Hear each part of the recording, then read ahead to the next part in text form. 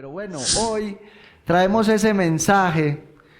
¿Quién recuerda cómo es el título del mensaje? Yo lo di el martes. ¿Quién recuerda el título?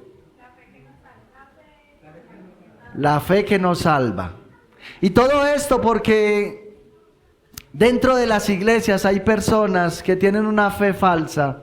Y lastimosamente hay personas que un día van a estar delante del trono del Señor y ellos se van a topar con que el Señor les va a decir: nunca los conocí.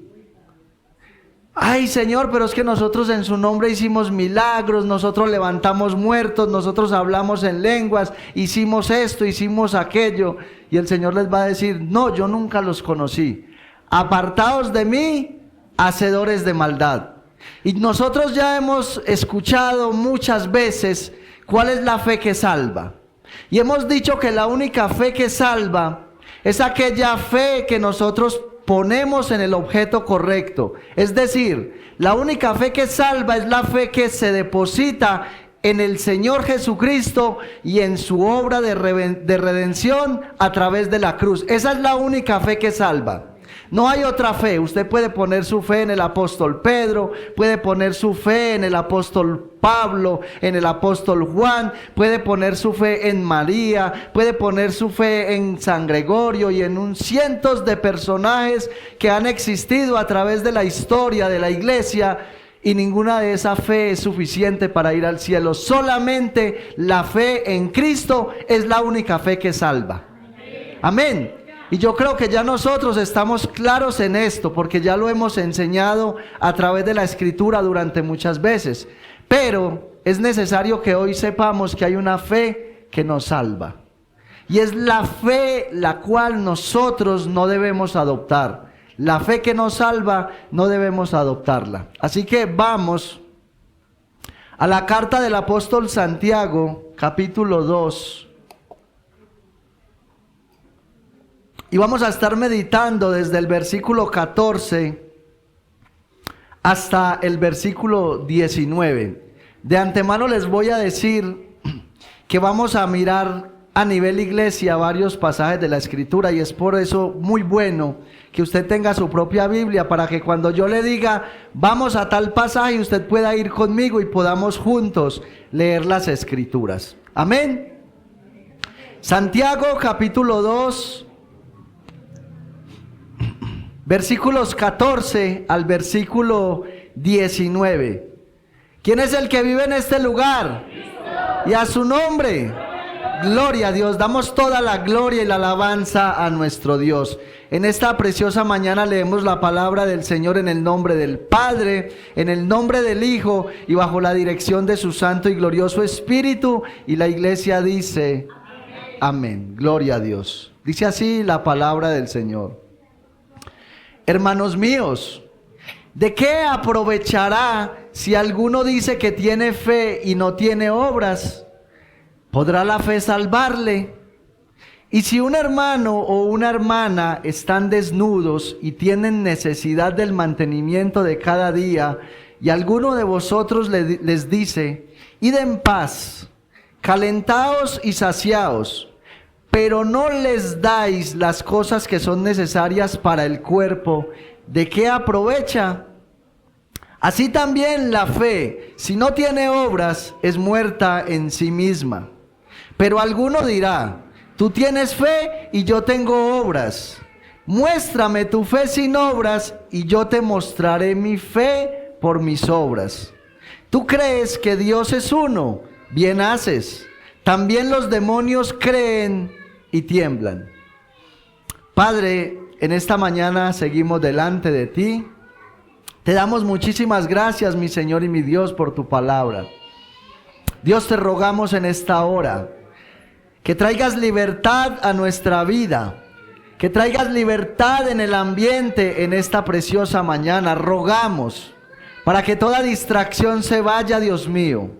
Rogamos, mi Señor y mi Dios, para que todo aquello que quiera interrumpir el mensaje, la predicación de tu palabra, verdaderamente, Dios mío, no logre el objetivo. Todo aquello que el enemigo quiera usar para que la iglesia se distraiga, para que la iglesia no escuche el mensaje, Señor, Te pedimos que lo reprendas en el nombre de Jesús. Pedimos sabiduría para el predicador, mi Señor. Pedimos, mi Rey amado y eterno, que Él pueda exponer fielmente tu palabra, que tú le des, Señor, las palabras necesarias y que también la iglesia atienda, Señor, con diligencia, para que con prontitud todos y cada uno de los que somos parte de tu iglesia podamos llevar a la práctica todo cuanto tú nos enseñas en esta mañana. Te lo pedimos dándote muchísimas gracias en el nombre poderoso de Jesús, para la gloria de tu santo nombre.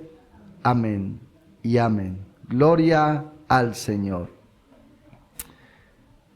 Ya sabemos que el mensaje para el título de esta mañana es la fe que nos salva.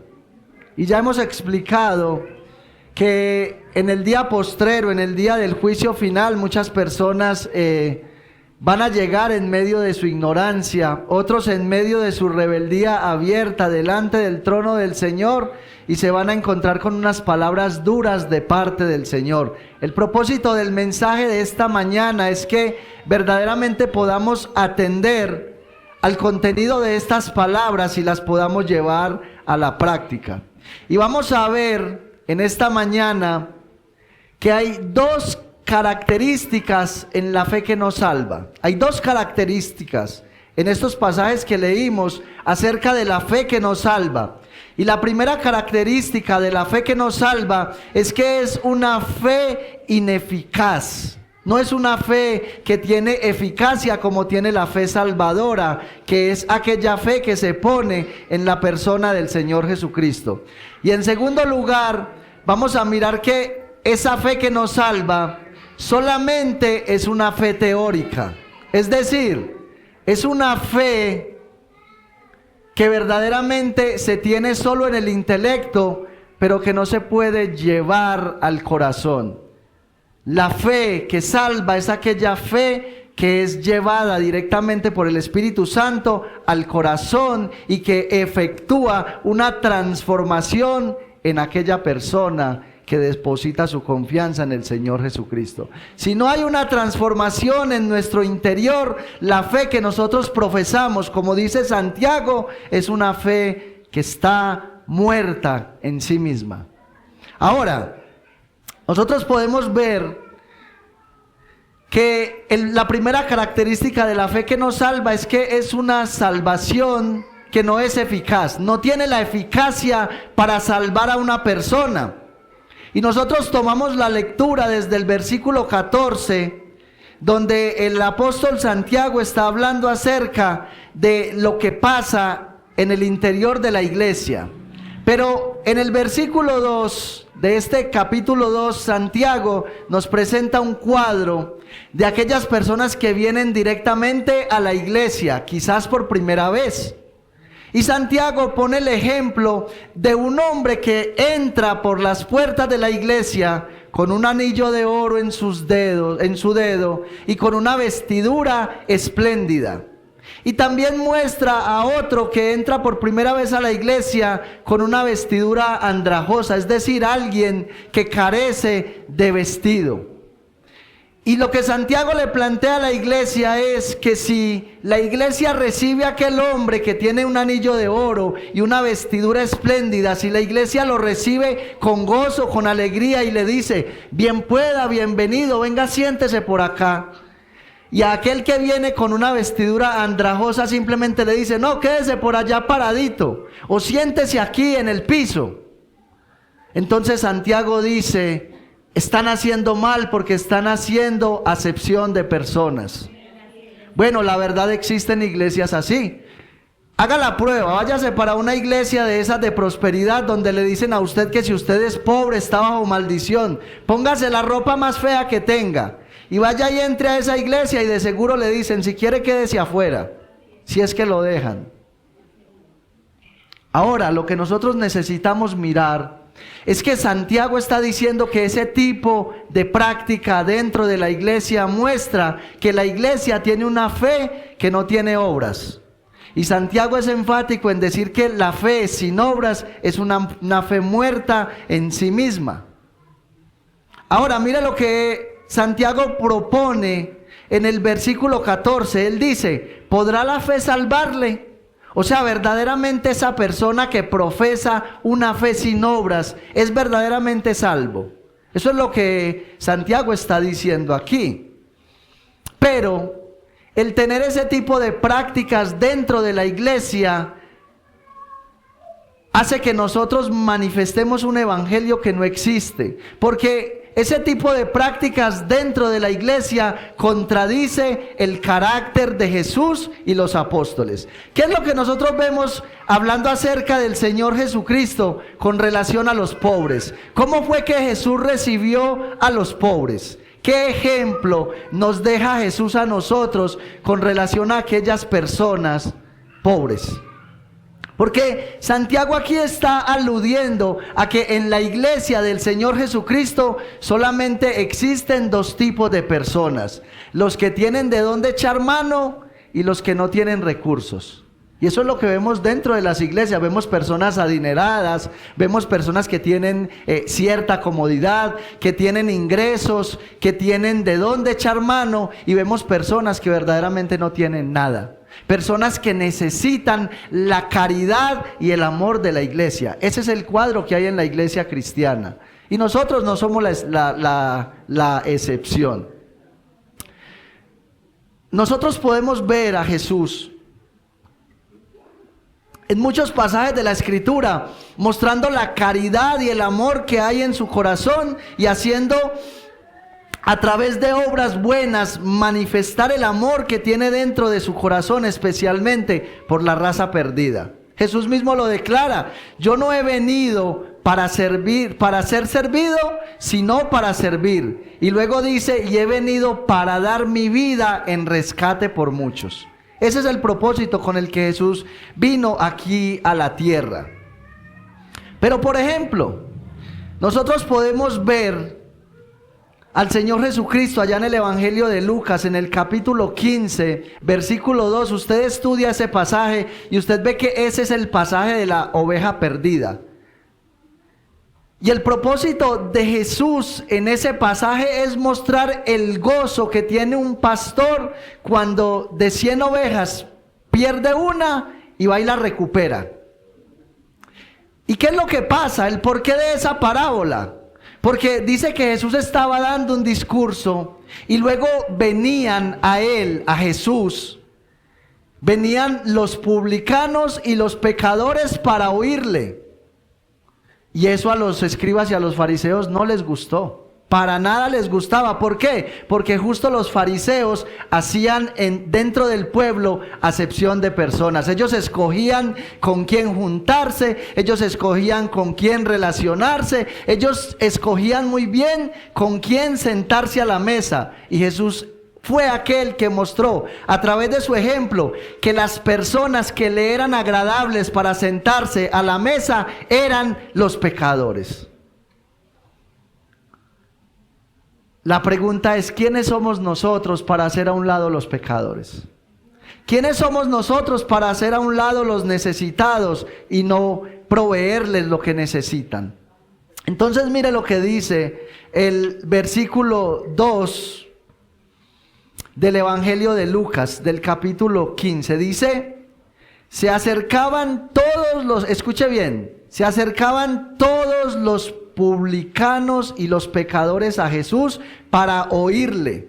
Y mire lo que decían los fariseos y los escribas. Y los fariseos y los escribas murmuraban diciendo: este a los pecadores recibe y con ellos come. Mire el menosprecio que mostraban los líderes religiosos hacia la persona de Jesús.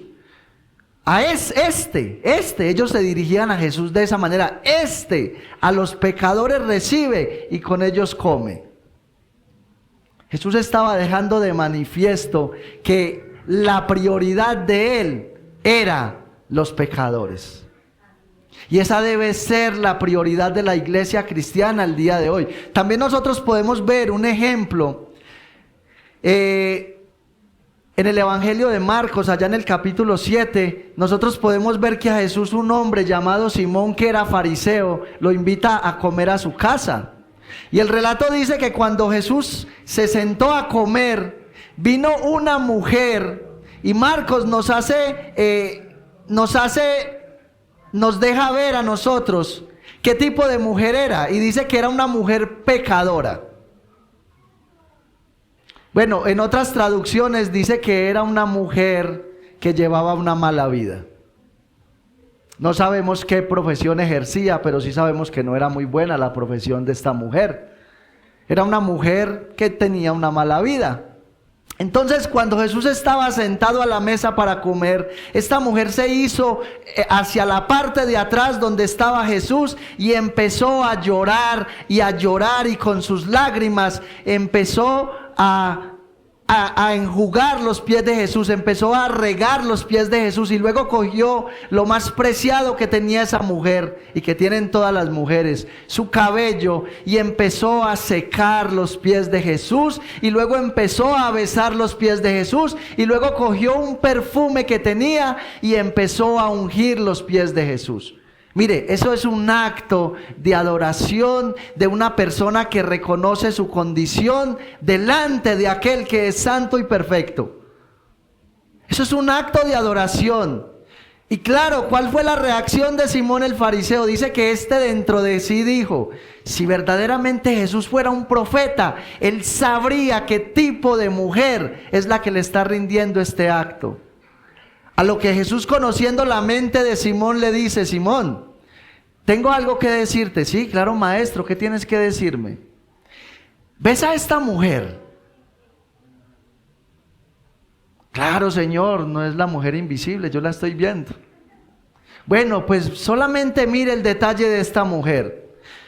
Cuando yo llegué a su casa, usted no me dio agua para lavar mis pies y esta mujer con sus lágrimas está lavando mis pies y con sus cabellos los está secando. Cuando yo entré aquí, usted no me besó y esta mujer no ha cesado de besar mis pies. Y cuando yo entré a su casa, usted no ungió con aceite mi cabeza y esta mujer ha ungido mis pies con ese perfume bien. Y luego, finalizando el discurso, el Señor le dice, esta mujer que usted ve aquí verdaderamente entendió cuánto pecado había dentro de ella y por eso asumió esta actitud. Y por eso frente a todos el Señor Jesucristo perdona los pecados de aquella mujer. Y esa es la verdadera muestra de la pobreza que Jesús busca dentro de nosotros. Escuche, Jesús no busca que usted por aparentar una falsa piedad se ponga las zapatillas más viejas que tiene. Jesús no busca que usted allá en el closet solamente almacene ropa vieja y que venga a la iglesia con la ropa más vieja que tiene. No, lo que Jesús está buscando es que usted reconozca que es un pecador salvado por gracia, merecedor del infierno y que ha sido atraído a la familia de la fe solamente por el amor y la gracia que hay en el Señor Jesucristo. Eso es lo que el Señor quiere de nosotros como iglesia. Ese es el ejemplo que tenemos en Jesús. Jesús no buscó a los hombres de la época más prestigiosos. De hecho, ellos fueron los que lo buscaron. Pero si vemos a Jesús buscando lo peor de la sociedad. Usted lo ve allá después de dar un discurso. Él se introduce en la barca y luego va a una ciudad que poco tenían en cuenta los judíos. Una ciudad donde apacentaban cerdos. Era una ciudad que se había alejado de los principios de Dios y donde nadie quería ir. Pero Jesús desciende con sus discípulos a la ciudad de Gadara. Y estando allá hay un hombre que está endemoniado. Es un hombre que había sido desechado por la sociedad y Jesús va en busca de ese hombre. Uno ve a Cristo sanando leprosos, ve a Cristo devolviendo la movilidad de los mancos y los paralíticos. Ese es el Cristo de la Biblia, ese es el Cristo de esta iglesia. Vemos a Cristo yendo al estanque de Betesda para allí encontrarse con un hombre que llevaba 38 años con una parálisis. Y el propósito de Cristo no era simplemente ir de visita. El propósito de Cristo no era simplemente sanar a este hombre de la parálisis física. El propósito de Cristo era sanar a este hombre de la parálisis espiritual. El propósito de Cristo era que este hombre disfrutara una relación personal con Él. También vemos a Cristo libertando endemoniados y vemos a Cristo alimentando a la multitud hambrienta. Lo que muchas personas de la época no querían hacer. ¿Qué era lo que querían hacer los escribas y los fariseos, que eran aquellos hombres que estaban representando a Dios? Ellos querían que les llamaran rabí, ellos querían que les llamaran maestros, ellos querían reconocimiento, ellos querían sentarse en las primeras filas y que la gente los elogiara, y Cristo no quería eso. Cristo quería ir a buscar lo vil y lo menospreciado para traerlo al reino de los cielos. Y no es lo que ha hecho con nosotros, mis hermanos. No dice el apóstol Pablo, hablándole a los corintios, que Dios en su sabiduría enloqueció la mente de los sabios. ¿Por qué? Porque escogió lo vil y menospreciado para avergonzarlos. Por eso una fe que hace acepción de personas es una fe muerta, es una fe que no salva. Y yo soy consciente de algo: en este lugar han venido andrajosos, a este lugar han venido personas andrajosas y le hemos dado el amor, y ellos han visto el amor de Dios, no por medio de la predicación, por medio del calor de la iglesia, y es algo que no se puede perder. Hay que amar a todo aquel que entra. ¿Y sabe por qué tenemos que amarlos? ¿Y sabe por qué tenemos que acogerlos en el seno y en el calor de la iglesia? Porque nosotros no somos los que los traemos a este lugar. Porque el que los trae a este lugar es el Señor Jesucristo. Y Él es el que determina a quienes trae para salvación, porque Él es soberano. No dañemos con nuestra indiferencia el trabajo que el Señor Jesucristo quiere hacer dentro de la iglesia. Ahora, también esta fe que nos salva ya tiene una característica a nivel iglesia.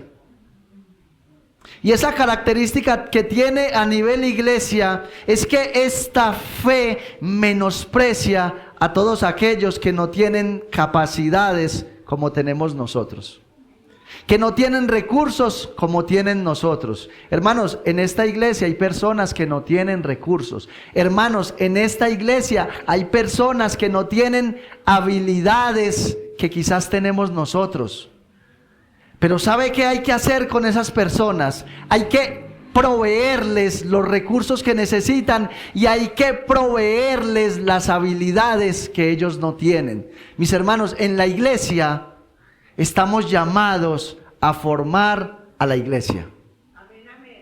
La iglesia está llamada a proveer y a formar la iglesia. Por eso es que el apóstol Pablo, escribiéndole a los Efesios allá en el capítulo 4, versículo 11 en adelante, dice acerca de Cristo, dice que Él mismo constituyó. Y esa palabra que aparece ahí es la misma palabra que vemos en el Génesis. En el principio Dios creó.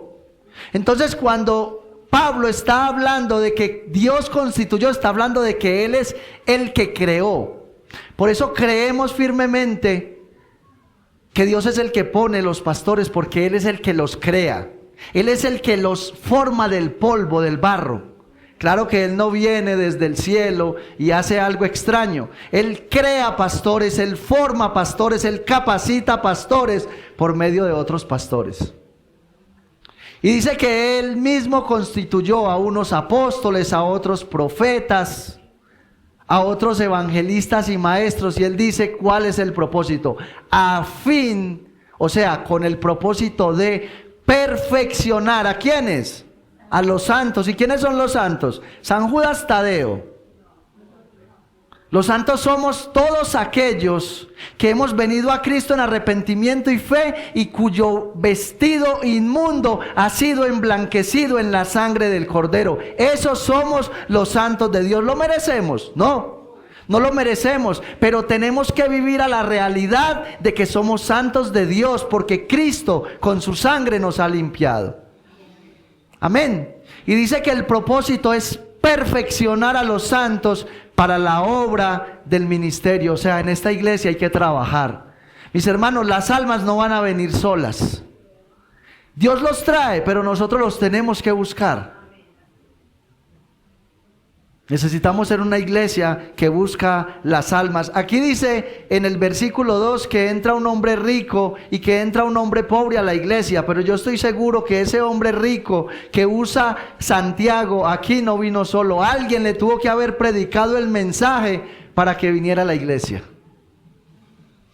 Pero ya hablando de aquellos que están dentro de la iglesia, necesitamos tener claro que hay personas que no tienen los recursos y las capacidades y somos nosotros los responsables de proveer. Mire cómo Santiago lo dice en el versículo 14, que fue el versículo que tomamos para este pasaje.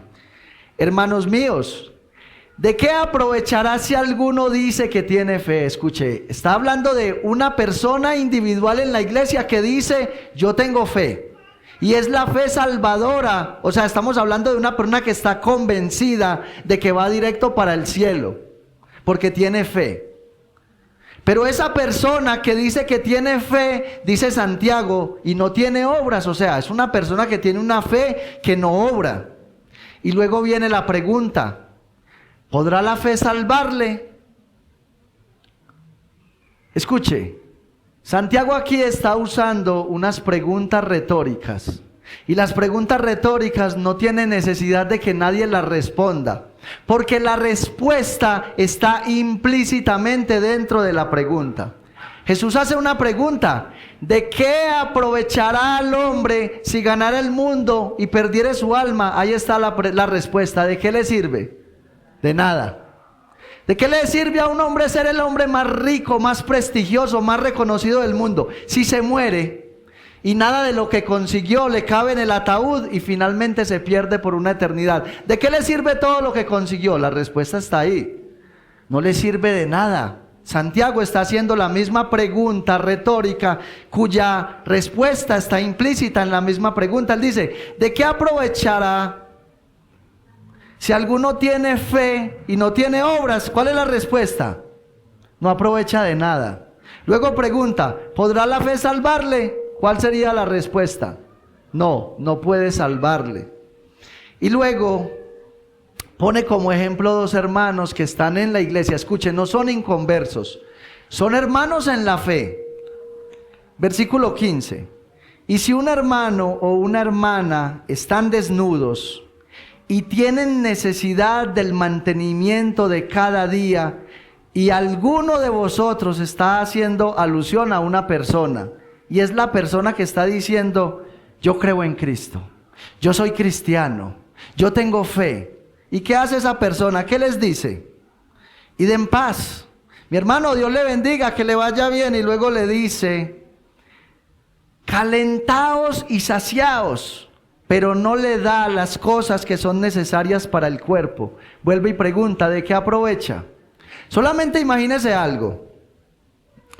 Un hermano dentro de la iglesia está sin empleo. Escuche, no tiene trabajo.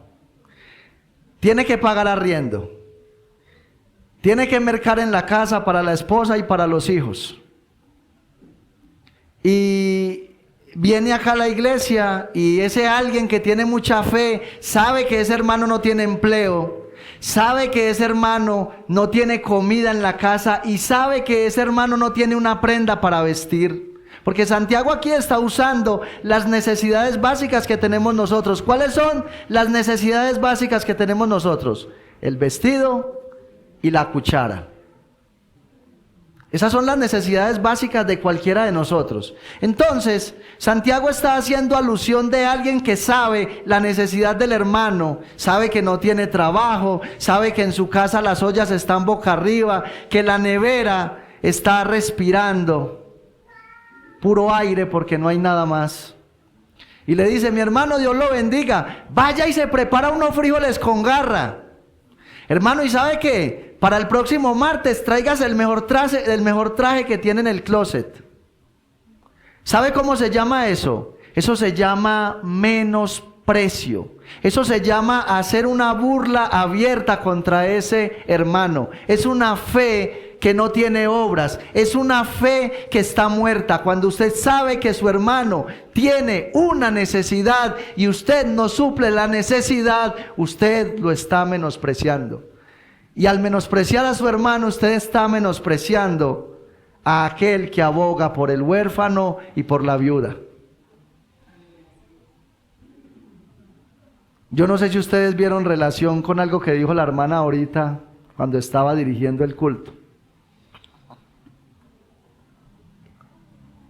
Necesitamos mirar la necesidad de todos como iglesia. Ahora, esto no simplemente se puede quedar aquí, en la necesidad básica de la comida y el vestido. ¿Qué pasa si usted tiene un talento, tiene un don, y usted sabe que usted sabe tocar el piano, sabe tocar la batería, sabe tocar la guitarra, el saxofón, etcétera, etcétera?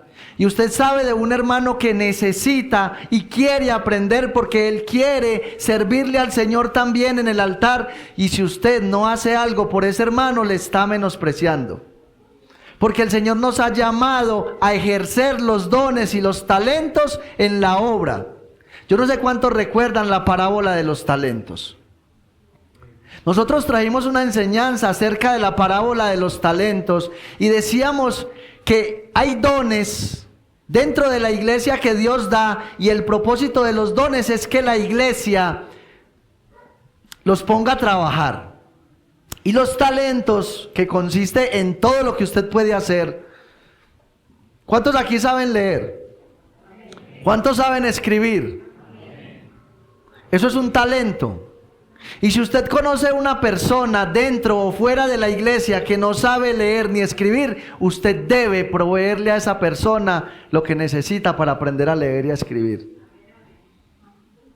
Y entonces dice la parábola que el dueño de los talentos se fue de viaje. Entonces él tenía 3 siervos y a uno le dio 5 talentos. A otro le dio 2 talentos y a otro le dio 1. ¿Qué hicieron los primeros 2 siervos? Duplicaron los talentos. ¿Y el tercero qué hizo? Enterró el talento. Y cuando ya el hombre volvió de viaje a pedir cuentas, se encontró con que el primero le dijo: Señor, tú me diste 5 talentos, aquí tienes 10. Tú me diste tantos, aquí tienes el doble. Y el otro le dijo: Señor, como yo sabía que usted es un hombre severo, que usted ciega donde no siembra, en otras palabras, usted es un hombre rudo, que si le toca pasar por encima de los demás para obtener lo que quiere, entonces yo tuve miedo de usted. ¿Y cuál es la respuesta de aquel amo? A los 2 que duplicaron les dijo: bien, buen siervo y fiel. Sobre poco fuiste fiel, sobre mucho te pondré. Y al otro que le dice: siervo malo y negligente. Mis hermanos, necesitamos trabajar para el Señor. Eso es lo que Santiago está diciendo aquí. Necesitamos trabajar para el Señor. Cuando entra alguien por la puerta y usted lo recibe con un abrazo y usted le dice: bienvenido, Dios lo bendiga, y usted muestra el amor, usted está trabajando para el Señor. Cuando usted ve la necesidad del hermano y usted busca suplir la necesidad del hermano, usted está trabajando para Dios. Hay momentos donde quizás usted y yo no podemos suplir la necesidad del hermano, pero sí sabemos de alguien que lo puede hacer. Hay que mirar como propio el problema que tiene el hermano. Amén. Y buscar los recursos necesarios. Ahora, necesitamos aclarar algo aquí porque aquí hay un conflicto. Santiago está diciendo que una fe sin obras es una fe muerta. Pero lo que no estamos diciendo aquí es que a la fe hay que añadirle obras. Es decir, hay personas que creen que si depositamos la fe en el Señor Jesucristo, nosotros podemos ser salvados. Pero ellos dicen: pero esa fe en Cristo necesita algo más, necesita obras. Necesitamos ayudarle a la fe para poder ganarnos la salvación. Y eso no es lo que Santiago está diciendo aquí. No es que nosotros necesitemos añadirle obras a la salvación. No, lo que Santiago está diciendo aquí es que si usted tiene una verdadera fe en Cristo, necesita las obras para que las obras manifiesten la fe que usted tiene en Cristo. Eso es lo que dice la Escritura. Por ejemplo, el apóstol Pablo, en el capítulo 3 de su carta a los Romanos, él está hablando acerca de la justificación por medio de la fe. Y él desarrolla todo el pasaje de la justificación y finalmente en el versículo 28 él llega a una conclusión, como queriendo decir, bueno, todo lo que hemos hablado hay que concluirlo y sellarlo con estas palabras. ¿Cuál es la conclusión? Concluimos pues que el hombre es justificado por fe sin las obras de la ley. O sea, lo que está diciendo es, cuando nosotros nos presentemos en el cielo, delante del tribunal, no vamos a llegar allá porque usted haya tenido un orfanato. Ay, Señor, es que yo sé que yo estoy acá porque yo invertí todo mi dinero en ese orfanato y mire todos esos huérfanos y a todos les prediqué el evangelio y mírelos a todos ahí. Señor, es por esa causa que yo estoy acá. No. No es por esa causa. Es porque depositaste toda tu fe, confianza y esperanza en el Señor Jesucristo. Y esa fe que depositaste en el Señor Jesucristo hizo una obra en tu corazón de tal manera que viste la necesidad de esos huérfanos, montaste un orfanato y los trajiste a los pies del Señor. ¿Se da cuenta la diferencia? Las obras son la consecuencia de la fe. Ahora, el apóstol Pablo, escribiéndole a los Efesios, en el capítulo 2, amplía un poco más esta información. Y yo quiero que usted vaya conmigo a la carta del apóstol Pablo a los Efesios, en el capítulo 2, versículos 8 y 10, para que miramos cómo verdaderamente Pablo amplía un poco más el concepto de la salvación por medio de la fe y de la consecuencia que obviamente son las obras. Mira lo que dice Pablo: porque por gracia sois salvos por medio de la fe. Y luego Pablo aclara y dice, y esto no de vosotros, pues es don de Dios. O sea que ningún ser humano verdaderamente puede acercarse a Dios a menos de que Dios mismo le otorgue la fe para acercarse al Señor Jesucristo. Por eso Pablo dice, y esto no de vosotros, pues es don de Dios. Luego dice, no por obras, para que nadie se gloríe. Seamos sinceros, nosotros los seres humanos por naturaleza somos los más orgullosos del universo. Y usted se imagina si la fe salvadora fuera propia nuestra, ¿cómo andaríamos nosotros? Andaríamos así. ¿Y sabe cómo andaríamos nosotros? Mirando a aquellos que no tienen la fe salvadora por encima de nuestros hombros. Por eso Pablo dice, no es por obras para que nadie se gloríe. Pero luego viene el versículo 10 donde dice, porque somos hechura suya, creados en Cristo Jesús para buenas obras, las cuales Dios preparó de antemano para que anduviésemos en ellas. Mire lo que Pablo está diciendo acá. Pablo está diciendo, la fe que nosotros tenemos no es propia, nos la regaló Dios. ¿Y por qué Dios quiso que la salvación fuera por medio de la fe y no por medio de las obras? Para que ninguno se gloríe, para que ninguno diga es que yo, no es para que digamos es que Cristo, es que Cristo, es que Cristo. Todo lo ha hecho Cristo por medio de su obra redentora. Y luego dice que hemos sido creados en Cristo Jesús. Y aquí Pablo alude a la obra de la creación original, cuando Adán fue tomado del polvo, cuando Adán era un hombre sin pecado. Ahora nosotros tenemos un residuo de pecado, es verdad, pero en nosotros ha sido depositado el Espíritu Santo, quien nos ha hecho nacer de nuevo.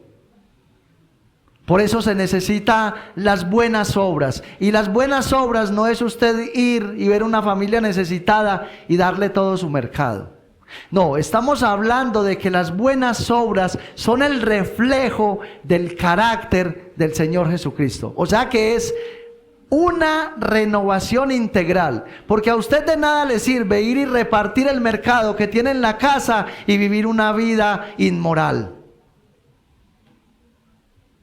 De nada le sirve entregar toda su fortuna, toda su herencia, pero seguir siendo el mismo mentiroso, el mismo chismoso de siempre, el mismo envidioso, el mismo fornicario, el mismo adúltero, el mismo idólatra. No sirve de nada.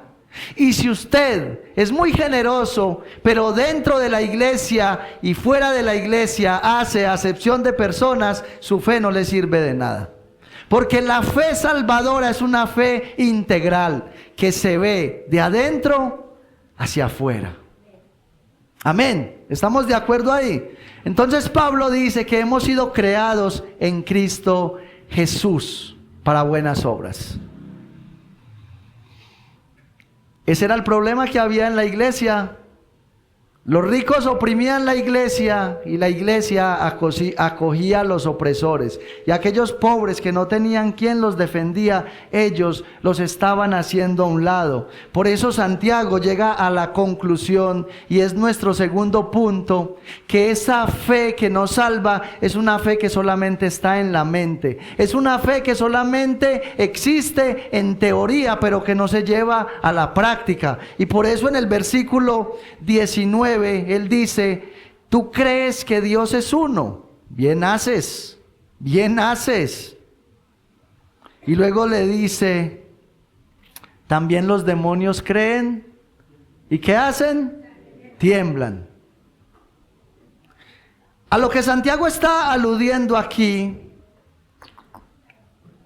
en el versículo 19, cuando dice tú crees que Dios es uno, él está aquí trayendo a memoria cuando Moisés, allá en el capítulo 6, versículo 4 de Deuteronomio, le dice al pueblo de Israel: oye Israel, esto es conocido como el Shema de los judíos. Oye Israel, el Señor nuestro Dios, el Señor uno es. Oye Israel, Jehová uno es. Y aquí está haciendo alusión a la Trinidad, al Dios Trino. Está haciendo alusión, mis hermanos, al Dios Trino.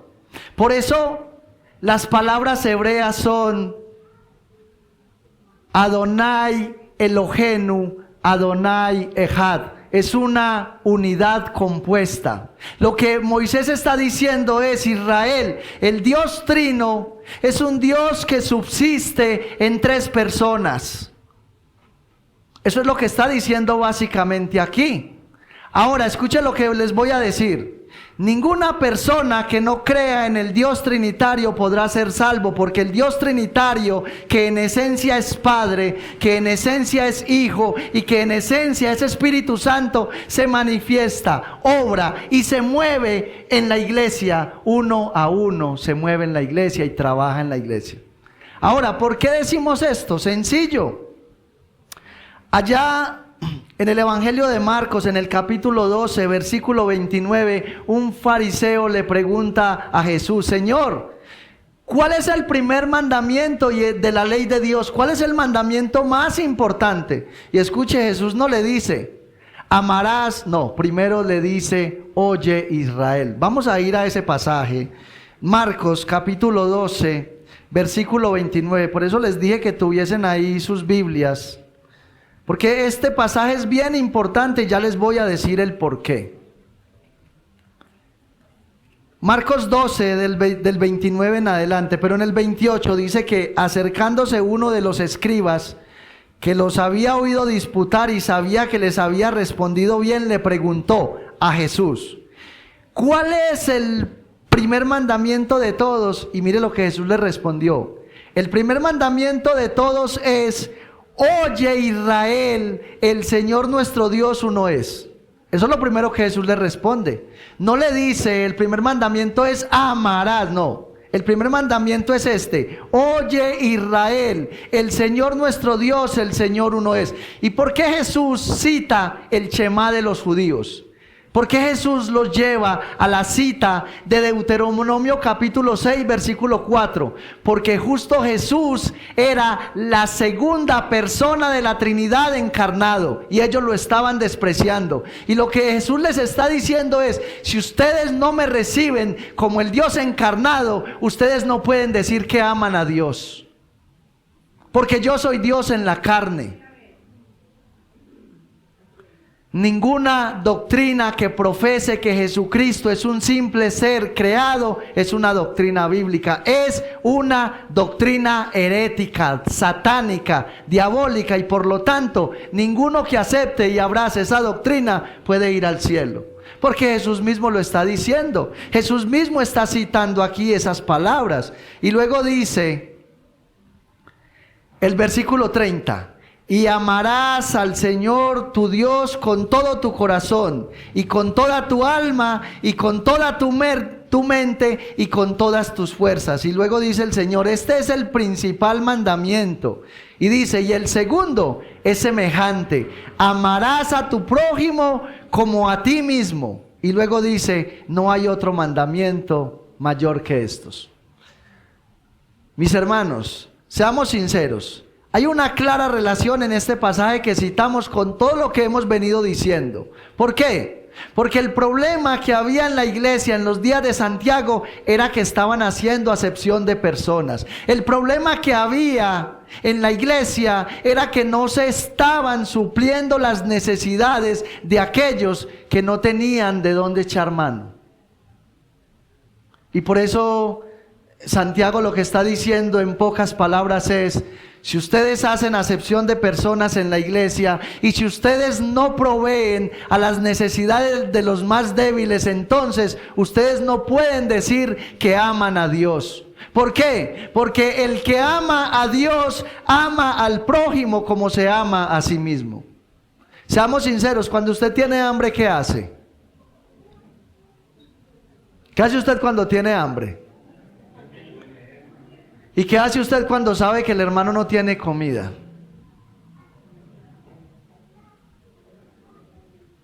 ¿Qué hace usted cuando se da cuenta que no tiene ropa, pero tiene con qué comprar ropa? Va y compra ropa. ¿Qué hace usted cuando sabe que un hermano en la iglesia tiene necesidad de vestido y abrigo? Le da para que compre la ropa. O por lo menos aporta para que ese hermano supla sus necesidades. Entonces Santiago está diciendo: si tú haces acepción de personas y si tú no provees a las necesidades de tu hermano, entonces no digas que amas a Dios. Porque el que ama a Dios ama al prójimo como a ti mismo. Creo que a nosotros, a todos, este pasaje nos da una bofetada fuerte en la cara. Necesitamos tomar conciencia de lo que nos enseña la Escritura. Entonces, luego de Santiago citar la Shema de los judíos, tú crees que Dios es uno, él dice: bien haces. Es decir, ¿usted cree que Cristo es Dios? Amén, usted bien hace. ¿Usted cree que Dios es uno? Amén, bien hace. ¿Usted cree que Cristo viene por la iglesia? Amén, bien hace. ¿Usted cree que en la iglesia se debe ofrendar? Amén, bien hace. ¿Usted cree que en la iglesia debe haber unidad y armonía? Amén, usted bien hace. ¿Y sabe por qué hace bien? Porque es una verdad que se dice repetidamente en las Escrituras. Sin embargo, si solamente lo sabemos aquí, pero no lo llevamos a la práctica, significa que solo es una fe en teoría y no en práctica. Y luego dice: usted hace bien, porque está creyendo en una doctrina fundamental de las Escrituras. La doctrina fundamental, ¿cuál es? Dios es uno, no son tres dioses, es uno solo. ¿Usted cree eso? Amén, hace bien. Pero luego dice: los demonios también creen y tiemblan. ¿Y qué es lo que Santiago está diciendo aquí? Bueno, a pesar de que mucha gente no cree que los demonios son reales, los demonios son reales. En la Biblia nosotros podemos ver muchos ejemplos de la manifestación de los demonios, especialmente cuando vamos al Nuevo Testamento. Uno de esos ejemplos nosotros lo encontramos allá en el Evangelio de Lucas, en el capítulo 4. Y en el contexto de este pasaje de Lucas capítulo 4, Jesús está enseñando en la sinagoga. Jesús está transmitiendo un mensaje.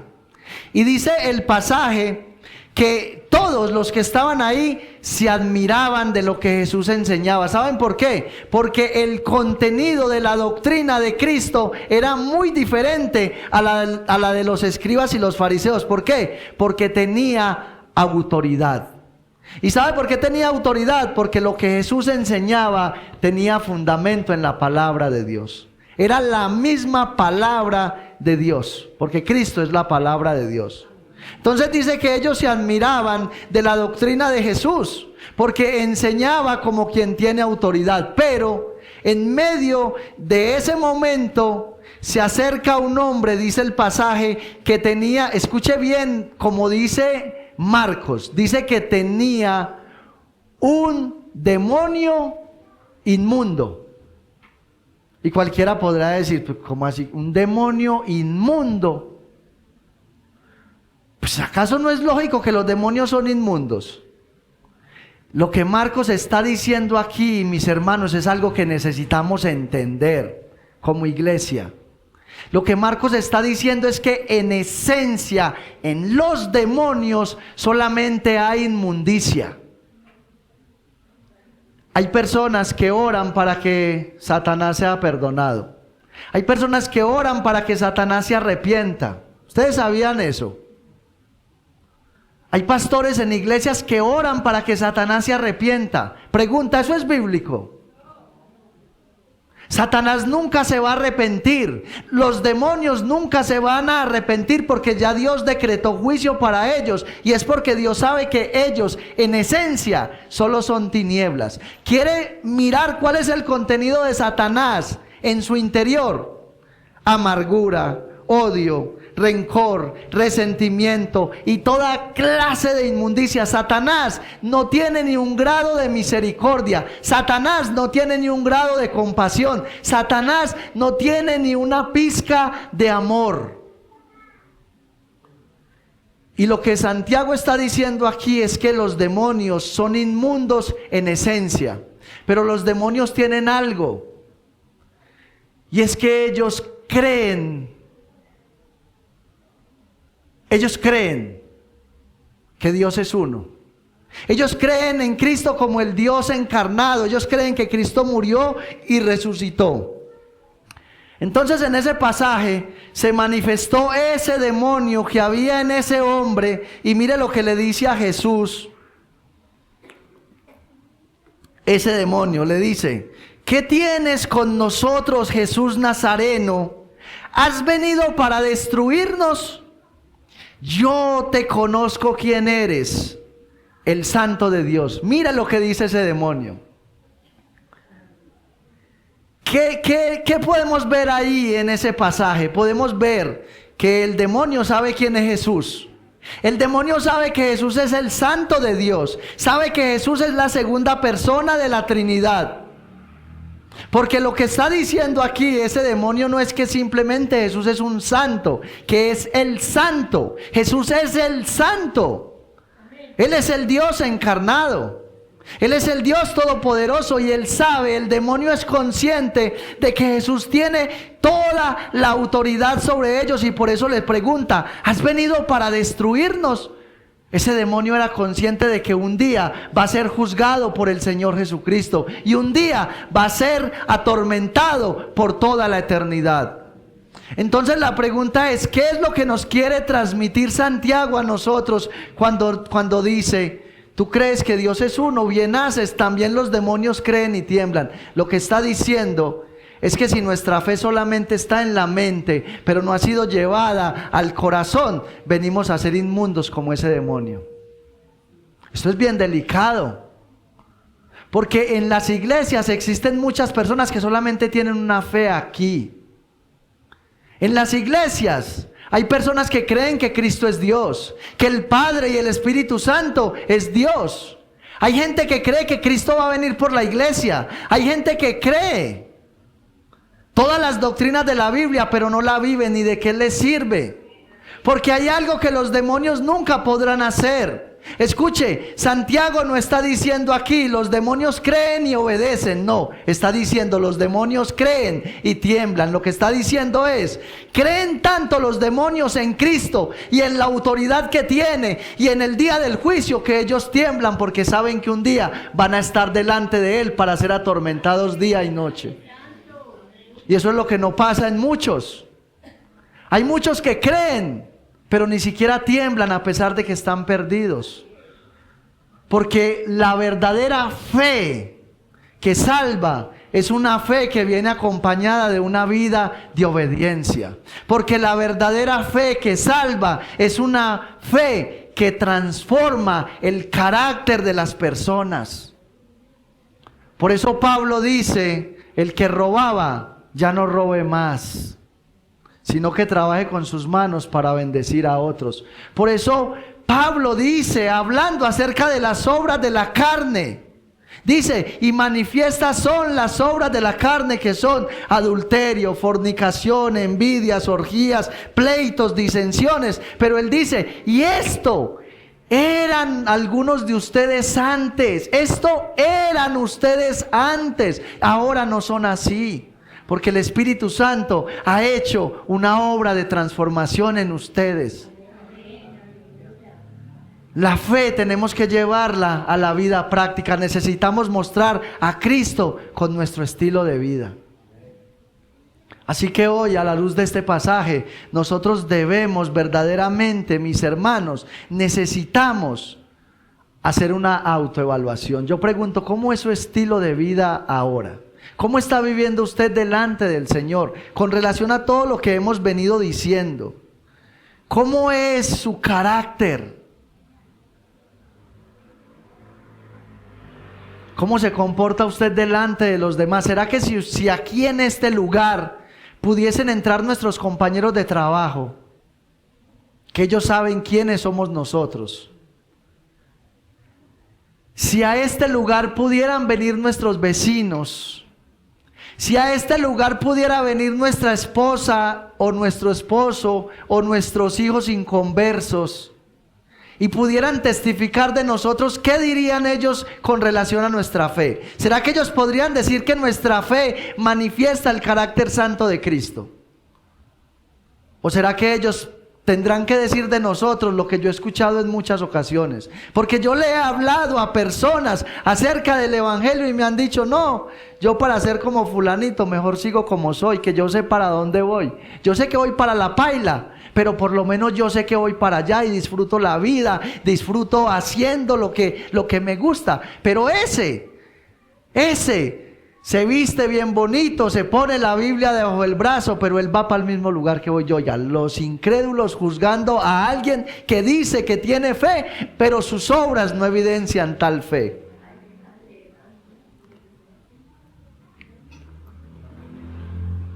Necesitamos que el Espíritu Santo siga haciendo una obra de transformación en nosotros. Pero para que eso pase, primero necesitamos reconocer que hay un problema en nuestro corazón. Necesitamos evaluar nuestra vida a la luz de las Escrituras. Y si no estamos andando conforme a la voluntad de Dios, si no estamos viviendo una vida piadosa, si usted es consciente de que no está viviendo una vida piadosa, yo espero que usted hoy pueda venir humillado ante el Señor Jesucristo, como hizo aquella mujer. Aquella mujer no le importó la vergüenza, porque obviamente tanto Simón como muchos de los que estaban ahí, que pertenecían al grupo de los fariseos, menospreciaron a esa mujer que llegó a los pies de Jesús. Pero a ella poco le importó la vergüenza. A ella poco le importó lo que todo mundo podía pensar. A ella solamente le importaba, a través de un gesto externo, mostrar que se estaba rindiendo delante de aquel que podía salvarle. Hoy el Señor Jesucristo espera que la iglesia se rinda. Hoy el Señor Jesucristo espera que la iglesia se humille. Hoy el Señor Jesucristo espera que la iglesia entienda de dónde nos sacó. ¿Y para qué fue que Él nos sacó de las tinieblas? ¿Para qué fue que Él nos llamó? Él nos llamó para que nosotros seamos luz. Así que, mi hermano, una de las cosas que nosotros no debemos hacer dentro de la iglesia es mostrarle más amor a unos que a otros. Necesitamos amar a todos los hermanos como nos amamos a nosotros mismos. Y si nosotros sabemos que hay una necesidad entre los hermanos, hay que buscar la manera de suplir esa necesidad. Esa es la manera de nosotros mostrar verdaderamente que amamos a Dios. Esa es la manera de mostrar que creemos y amamos a ese Dios trino que ha estado trabajando en nosotros todo este tiempo. Si usted y yo verdaderamente valoramos la obra de la cruz, si usted y yo verdaderamente valoramos lo que Cristo hizo por nosotros al derramar toda su sangre para comprarnos como sus esclavos, que es el mayor de todos los privilegios y que no merecemos, entonces manifestemos esa gratitud. ¿Cómo? Amando la iglesia, amando los hermanos uno a uno, mostrándoles amor a todos los que entren por esa puerta. Es triste ver cómo muchas veces entran personas por la puerta y son ignoradas por muchos. Porque eso es lo que pasaba en esta iglesia. Y por eso Santiago dice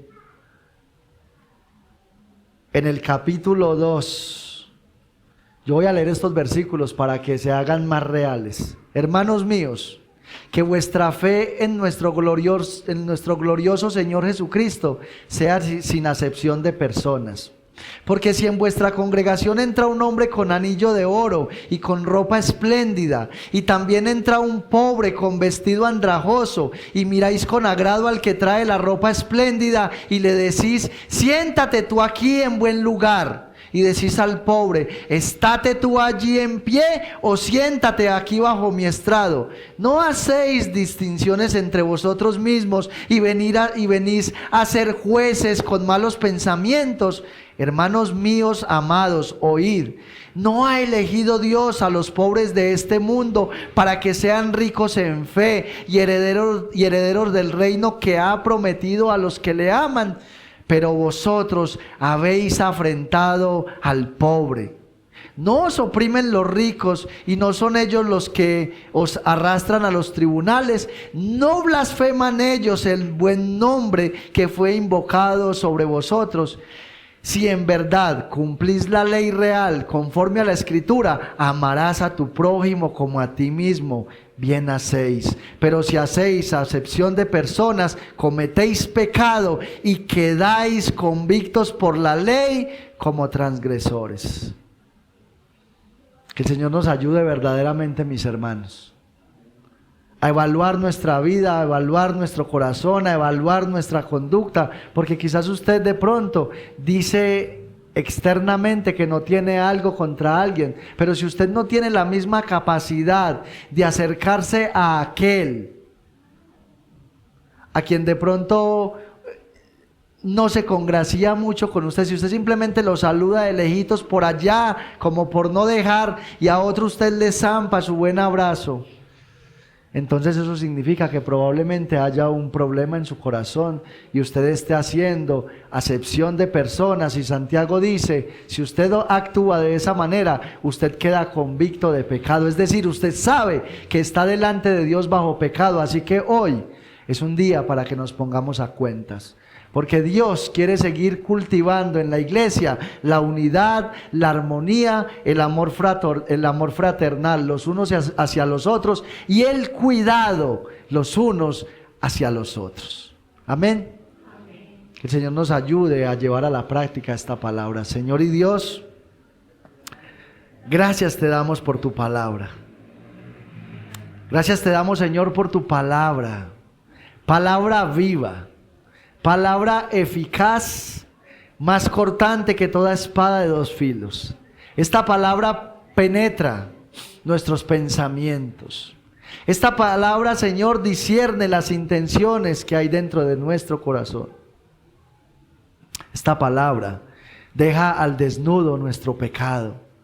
Esta palabra trae a nosotros, a nuestra mente y a nuestra conciencia, si verdaderamente estamos andando bien delante de ti, o si simplemente, Señor, confesamos una fe que no existe.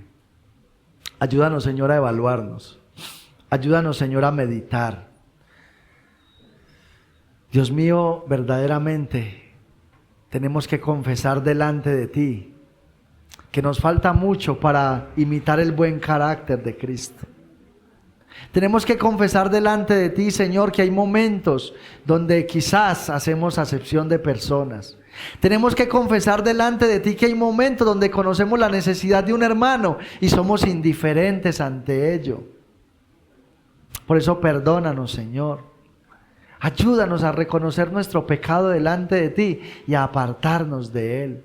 Ayúdanos, Señor, por medio de este mensaje que has traído para nosotros, a cambiar nuestra actitud, a procurar el amor por toda la iglesia, el cuidado por toda la iglesia, porque tú mostraste, Señor, ese amor y ese cuidado por todos aquellos pobres que te necesitaban. Señor, te vemos en la Escritura alimentando a 5,000 personas luego de dar un discurso largo, Señor. Hubieses podido elegir mejor irte con tus discípulos a otro lugar, pero tú querías, Señor, saciar todas las necesidades de aquellos, Padre Santo. Por eso ayúdanos, Señor, a seguir adelante, a seguir avanzando. Ayúdanos, Señor, a seguirnos caracterizando por ser una iglesia que ama y da la bienvenida a todo aquel que cruza la puerta, Señor.